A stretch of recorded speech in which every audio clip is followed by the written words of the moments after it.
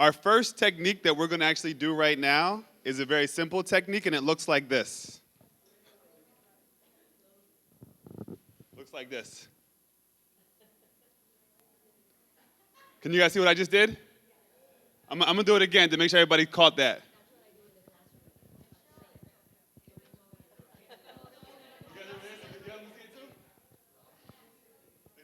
It goes like this.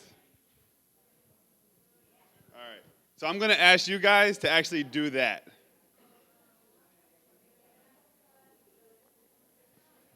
And guess what?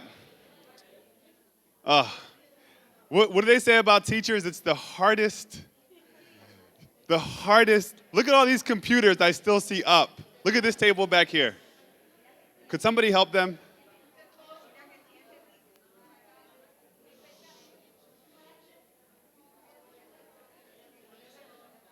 And guess what, guys? What will I do? I will wait. I will wait. Look at that table over there. Somebody help them?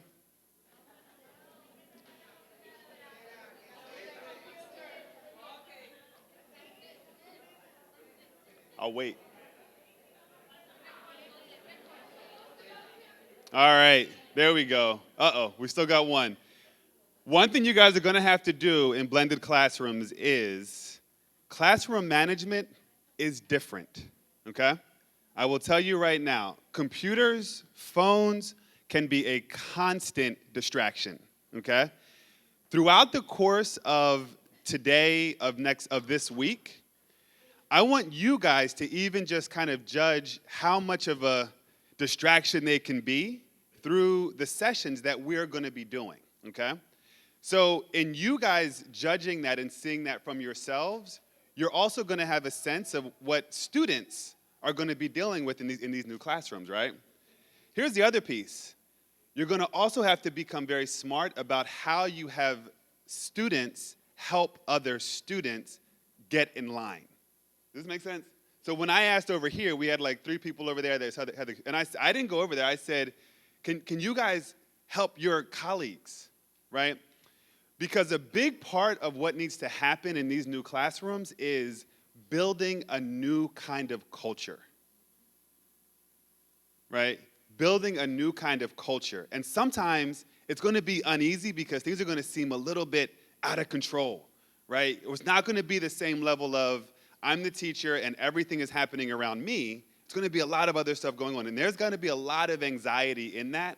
So part of what we should do this week is feel, you guys are kind of like students right now, right? Feel what that feels like so you can begin to understand how your students are going to also be reacting to, wow, we've got all these new devices, this new technology, this, there's going to be a level of energy that comes out of that we're going to have to manage very carefully, all right? So my goal of this afternoon is to spend just a little bit of time with you all in actually beginning to talk about the what, all right?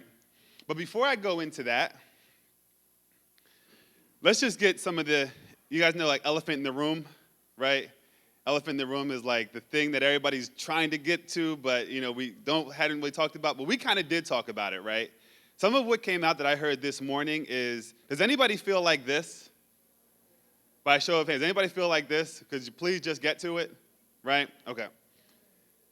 Is anybody wondering this? Like, why are we going through all of this to get to just give me the computers, right? Just show me what to do. Anybody wondering this? Right? Okay. And is anybody feeling this? Oh my goodness. There's like anxiety out there, right? So I really, really get that. So let's do something together. And can you guys tell what that is? Can you guys tell what that is? A map, right? It's a map, but be a little bit more specific. Look at it. It's a what? It's flat, right? It's flat. So for hundreds of years, there was a prevailing, right? This is what people thought the world was. You guys remember that? It was kind of like, if you sail off, If you sail too far, what's going to happen? You're just going to fall off of the world, right? So the problem was this, number one, this wasn't true, right? So in people's minds, when they realized that this wasn't true, right, their world changed, yeah? But the bigger issue was during this time, they did not know what they did not know. Does that make sense? So, right now, I would argue that we're actually in this world again, where schools, teachers, principals, school districts, an entire world of people that are being part of this teaching of students, we're back in a place where we actually don't know what we don't know. And I'm telling you this because I actually have the good fortune of traveling around the United States and now around the world, actually seeing that all over, people don't know what they don't know. So the world, in many ways, we're back to flat again, right? And there's all these unknowns out there that we have that we just don't even know sometimes what questions to answer. So, you guys see this other image I have on the screen now, right? Does anybody here know what happened in LA? LAUSD, one of the largest school districts in the US. Has anybody heard about what happened in LA when they tried to do what you guys are doing right now? Anybody know? Anybody want to guess what happened? I mean, the answer is right there, right? So they rolled out an iPad initiative, and guess what?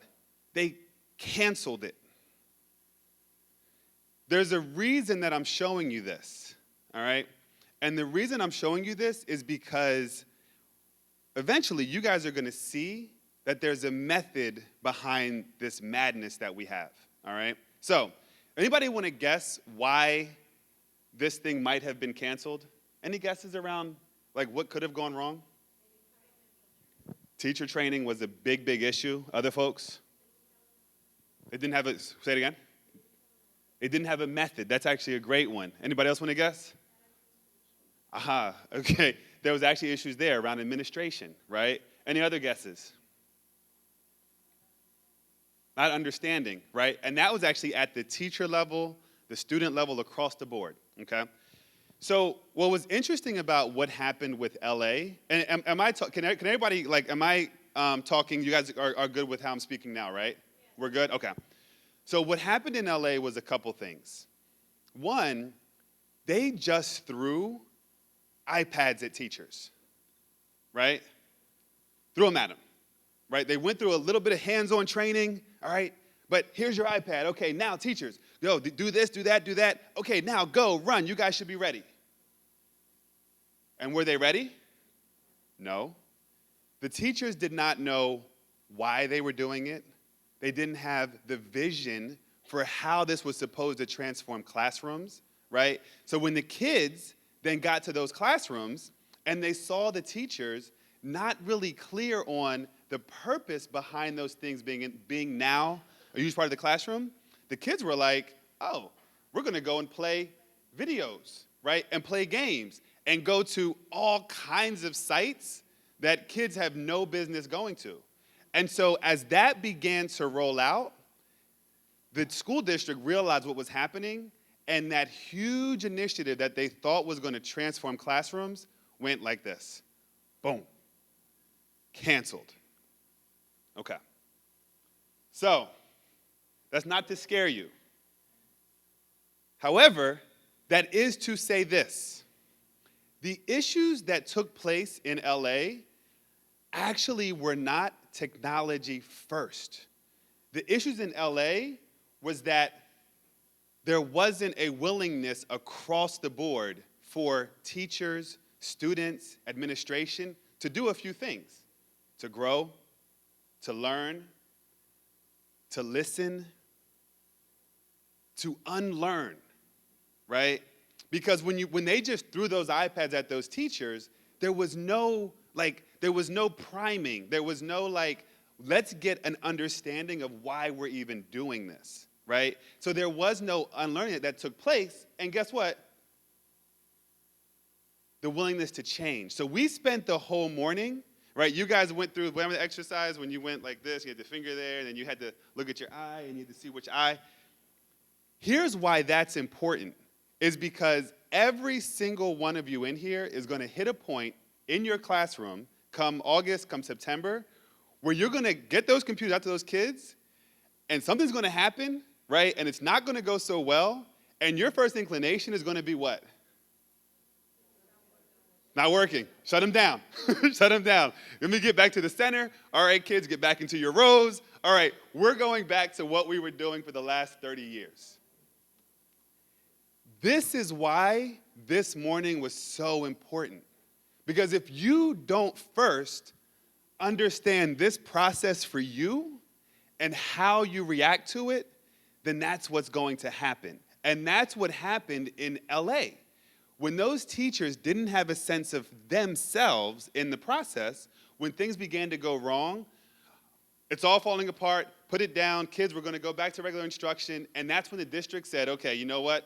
Scrap the whole thing. All right? So, in all of this, a word came up this morning, right? You guys remember this word came up? You guys know I'm working on my Spanish, but I'm picking up things here and there, and I think this word came up, didn't it? Yeah? And so my question really is about this, right?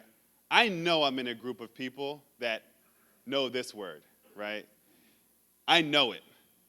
Can anybody tell me what they think this word actually means? What does that word mean? We always say it, but we don't really unpack it. Any volunteers tell me what this word means? Right here. I'm going to give you the microphone. Hold on. Once a priest told us that faith was letting themselves go into the arms of God. And he said, we do it every day, like when we get on a plane. We let ourselves go into the hands of that pilot. We don't know if he's going to crash it. Yep. Beautiful. Anybody else want to add to that, how they view faith? Yeah, right there. It's like when you tell your students that you believe in God and they ask you, prove it, and you say, I feel it, I sense it, and I know he's there. So I think if we were to define faith, faith is believing in something that you're really not sure about, but you feel that it's there and it could work. So the way that I look at it, thank you both, is it's a trust and a belief in something you cannot see, right? So remember that world that we showed earlier, right? That flat world? Well, guess what? Here's what we know, right? And when I'm saying now we, I'm talking very specifically about the team that you have in front of you actually knows that the world is not flat. We know that the world is round, right? I will go as far as to say to you all that every single school that I've been at does not yet know this because this is new, right? And so what we're asking is, what? What do you think I'm asking you right now? To have some faith. That's what I'm asking, right? To have some faith, and for even this day and as we move into next week, to have some faith. I've heard the term before, suspend your disbelief. You ever heard the term before? Suspending your disbelief for just long enough for us to get you guys where we know we can get you. I'm saying have a little bit of faith over the course of this next week that we're going to get you there. All right? So, for the next 5 minutes, I'm going to just tell you why you should actually trust that, and then we're going to get into something I think you guys are really going to enjoy, and that is the activities behind seeing, what is this whole new world of blended learning? All right. Why should you trust? All right. You guys have all heard of this university. You guys know this is who we're working with, right? We are right now working with literally the smartest minds in this world around this work. Every single day that Redbird is doing this work, we are actually doing it from the foundation of this university, right? And part of what's taken place is I'm going to give you guys a few stats. I'm going to ask you to go with me a little bit, okay? So professional development is a tricky thing. All right, what we're doing right now with teachers, with you guys, is a tricky thing, okay? So tricky that this is what happens. So there was a study done by the Institute of Educational Services, all right, IES. And when they did this study, they looked at 1,300 different implementations of teacher training, right, what we're doing today. They looked all around the U.S., and they looked at 1,300 different groups and settings just like this. Guess what they found?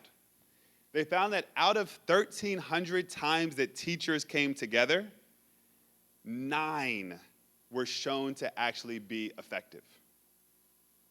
That's awful, right? Are you guys surprised about that? A little bit? The number is really low, but sadly it's not surprising because what we're doing right now with you actually is something that so often happens and does not work, all right? So the problem is that when most times teacher training happens, it's generic, right? It's sporadic, right? It's like all over the place. It's not very well thought out, okay? So part of what my work has been with Stanford this year, I'm going to continue to give you guys information right now. So if I know that, let's say this box right here represents where you guys are today, all right? It represents your skill level today. But I know that I want to get you there, right? So I want to get you from there to there, all right? So there's a way that we can do it that is actually very much like the status quo, right? We could do things like, do you guys do some PD here at the school outside of this? You guys do some PD, right? Some professional development. So when you guys do like teacher training, right? You guys do some teacher training, right? And kind of, not a whole lot, but some. Okay. Well, here's what we found, all right? You guys are going to get now information that very few people actually have.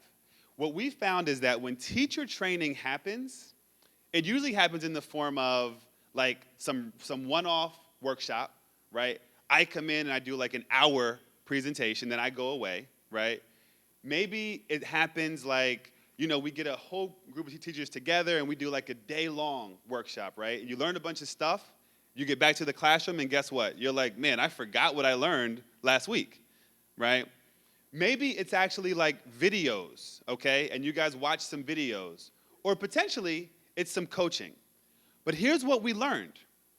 In each of those ways in which teacher training happens, there's issues with continuity, right? With quality, right? With engagement, right? Just like sleeping through it, right? I'm just so bored. And there's issues with like having the local expertise to even do it. So here's what happens. The Center for American Progress actually did also a study, and they found that most teacher training is disconnected, so it doesn't actually help you in the classroom, or it's like these one-shot deals.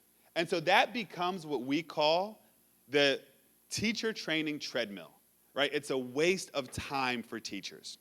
This is what's happening all over the place in almost every school district around the world, and especially around the US, all right? So here's what I said this year. What I said was, we're going to change that. So I actually went to Stanford University, and we said, we're in a world now where teachers actually need brand new skills. And we have to figure out how not to be on that treadmill. And here's what the trickier part, we don't even know entirely what those new skills are. Because remember, the world is changing. So somehow we have to equip teachers with a new kind of understanding. So here's what happened. I went to Stanford's Graduate School of Education, and we actually identified the 4 things that are most important to professional development, right, to teacher training. So I'm going to share those 4 things with you, and I'm sharing these with you because that will help you understand why we are doing what we're doing, all right? This is thought about. So the first thing is, it needs to be active, right? So as we go through this week, there's not going to be a whole lot of, people just talking at you. You guys are going to be involved the whole way through, right? Starting in about 5 minutes, okay? The other piece that we learned is it needs to be collaborative, all right? So the other piece that we know about teaching is sometimes you can just kind of get into your own classroom. Yeah, is that easy to do? You get to your own classroom, and then it's just all about you, right? Well, guess what? That world is over. So for this to work, you're going to need to be in a different frame of mind where you're willing to be collaborative with your peers in ways that you might not have been before, all right? The third thing that we found is it needs to actually be over time, all right? So PD needs to be either 14 or more hours spread out over time. So you guys asked the question, why didn't we do this back in January? Why didn't we do, all this and that? There's actually a reason that we're spreading this out, okay? And then the last thing that we learned was that technology really is very important. And here's the reason why. Because now that we have these computers, not only can kids, right, our students become self-directed learners and be a lot more independent, but guess who else can be? Any guesses? You guys, right? So there used to be a world where it was all about, okay, I'm a teacher and I'm going to wait for, the school to tell me what I'm going to learn next, right? Guess what about that world also is done. So what we are trying to instill is you guys are going to love this. You guys actually becoming like what we're hoping your students become. You guys hear when I say that? So what we're actually trying to do is have your students become more what? Give me some words. More self-directed, right? Any other words? More engaged, right? More inquisitive, right? Anybody else? More autonomous, right? More self-resourced. But guess what? What we know is that for them to be successful in this world, they're going to have to be those things. But also, guess what? If we are not those things, how can we instill that in them? Does that make sense? And if there's nothing else, guys, if there's nothing else that you get from today, hopefully there'll be a lot more other stuff. But if you can leave with even just that, it will take you in your classrooms light speed, like light years ahead, because you will leave being empowered to know, you know what? I can actually become that self-directed, self-learned, self-resourced teacher so that it's not about, oh my goodness, what's Redbird going to do next and this and that. We're actually going to help you become that so that now you determine your path. How does that sound? How does that feel? Is that different than how maybe, we thought about before? A little bit different, right? So I'm asking you guys to take a leap of faith because our goal is to actually get you there. All right? Who's with me? You guys are with me? All right. So what I'm going to do at this point is I'm actually going to pass it over to Wally, and we're going to talk for the next, I'm going to say by about 45 minutes to an hour with activities around now getting into really some of the meat. But I wanted you guys to understand the methodology, like you said. I want you guys to understand the methodology of why we are doing it like that and how we're going to make sure that you guys don't become another, who was it? LAUSD. And guess what? That example is not just LA. It's like all over.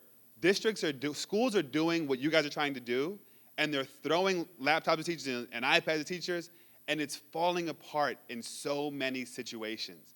And what we are doing with these, as you guys are saying, just give us a computer, just get into it, there's a reason. Because that's what they did, and we know that doesn't work. All right? Okay, so pass it over to Wally.